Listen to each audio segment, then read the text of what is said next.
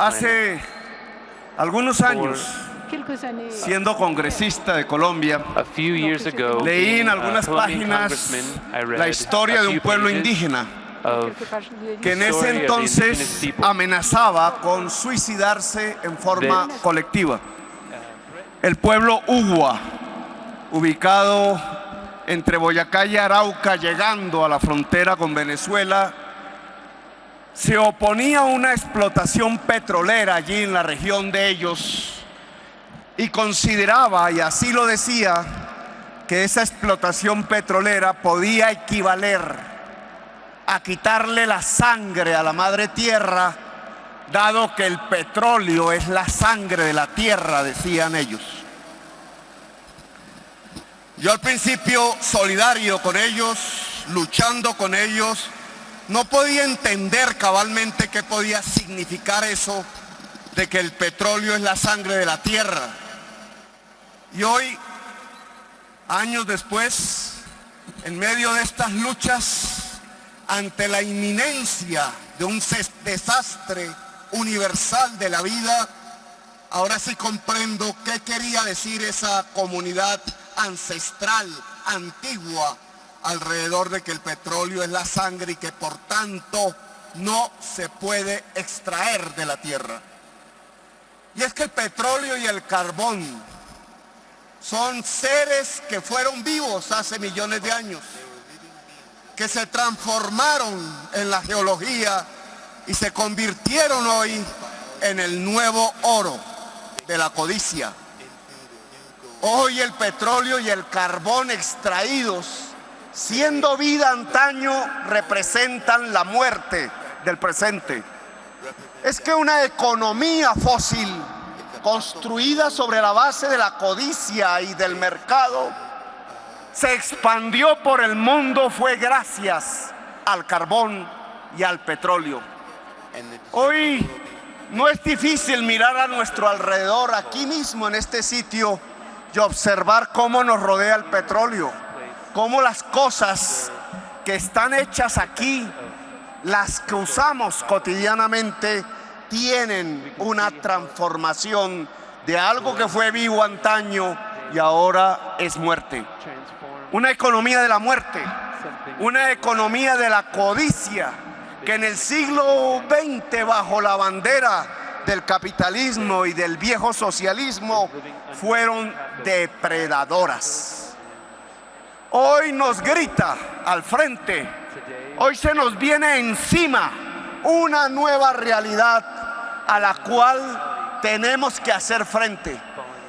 Ese mercado creó su contrario, ese capital se transformó en su contrario. Hoy no es como hace 2 siglos la contradicción fundamental entre el capital y el trabajo. Hoy la economía de la muerte hace que la contradicción fundamental sea entre el capital y la humanidad entera, entre el mercado y la vida misma. Por tanto, la lucha que empieza a coger un vuelo de multitudes en América Latina, convocando al mundo, porque tiene que ser una lucha universal, global, es una lucha por la vida, es una lucha por nuestros hijos, los hijos de los pobres, pero también los hijos de los ricos. Yo, como alcalde mayor de Bogotá, he estado presente en las llamadas COPs, en las cumbres de Naciones Unidas, buscándole salidas al problema del cambio climático. He visto cómo los mismos agentes que dijeron que el mercado nos traería la felicidad per se, que los mismos agentes y actores que protegieron la globalización mercantil de la economía fósil, hoy tratan de reunirse para resolverle los problemas a la humanidad. Quizás porque se dieron cuenta que el petróleo, al emitir los gases efecto invernadero, matará a sus propios hijos. Quizás porque se dieron cuenta que la maquinaria mortífera más letal, más que las bombas atómicas, la han puesto en marcha ellos mismos. Sin embargo, quieren reunirse en cumbres cerradas. Sin embargo, quieren reunirse por fuera de los pueblos. Sin embargo, quieren reunirse en instancias de poder solitaria, a donde solo llegan los lobistas del petróleo, los lobistas del carbón, los beneficiarios y privilegiados del mercado y de la economía fósil. De allí no van a salir las soluciones, por tanto. No podemos ilusionarnos en que los encumbrados van a construir a partir de los instrumentos del mercado y de la misma tecnología que generó el cambio climático las soluciones. Esa ilusión no nos es permitida esta vez. Y no nos es permitida porque si París se equivoca en la reunión de los encumbrados, entonces llegará la muerte a los pueblos. ¿Qué hacer?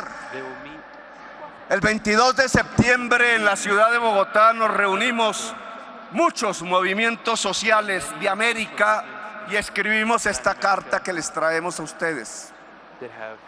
Y vino el alcalde a Cochabamba al Encuentro Mundial de Movimientos Sociales con esta carta a encontrar otras cartas y otras propuestas.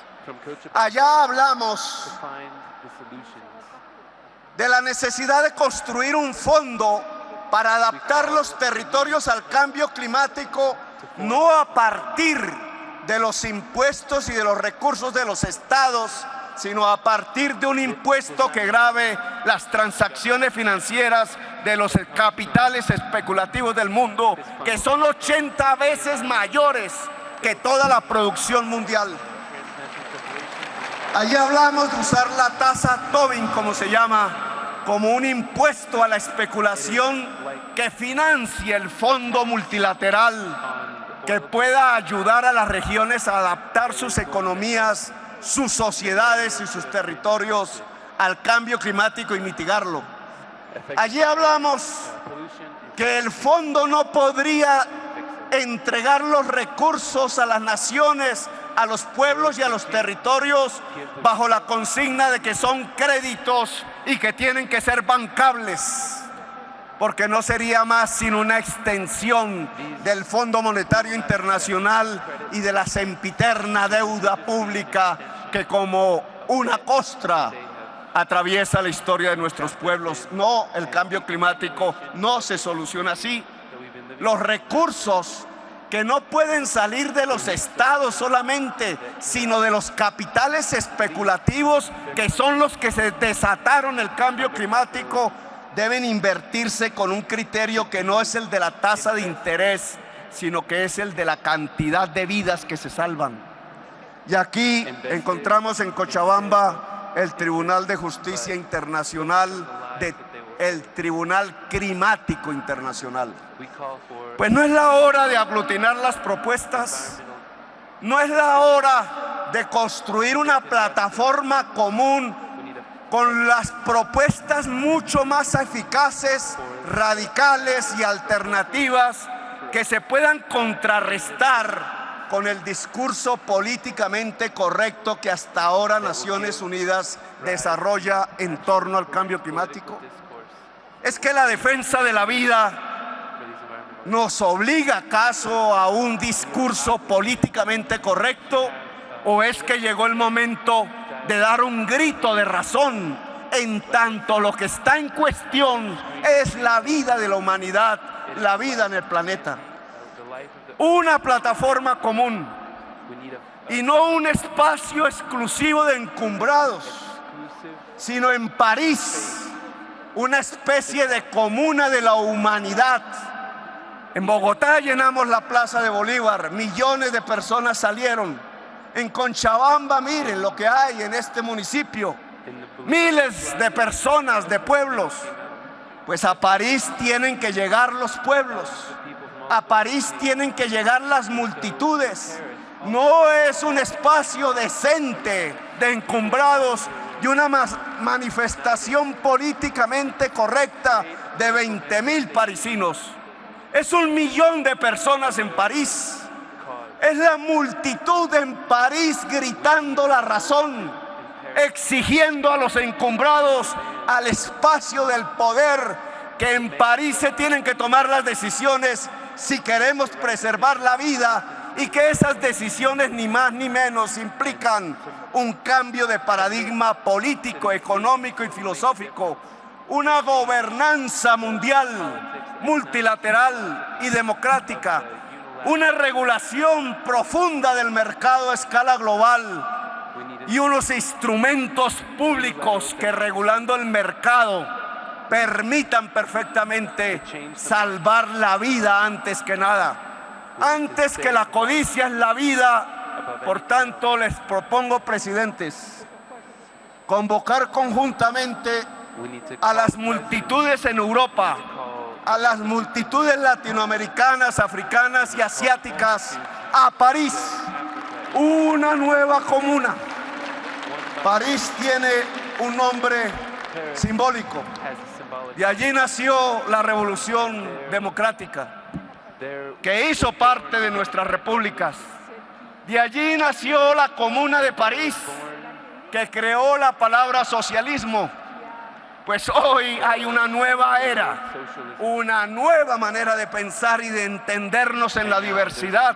En París puede haber la nueva oportunidad con las multitudes de una nueva comuna, pero esta vez de la humanidad y en defensa de la vida. Muy amables, gracias por haberme escuchado.